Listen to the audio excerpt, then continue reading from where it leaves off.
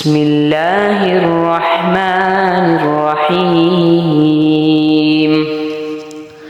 يا أيها الذين آمنوا أوفوا بالعقود أحلت لكم بهيمة الأنعام إلا ما يتلى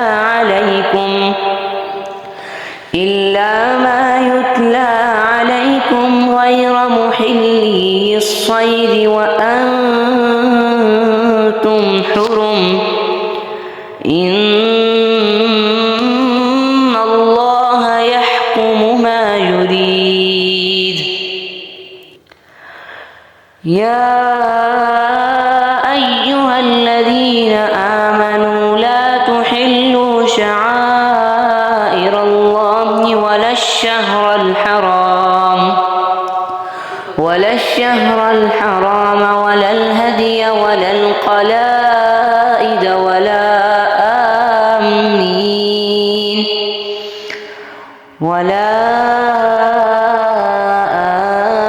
آمين البيت الحرام يبتغون فضلا من ربهم ورضوانا وإذا حللتم فاصطادوا ولا يجرمنكم شنآن قوم أن صدوكم عن المسجد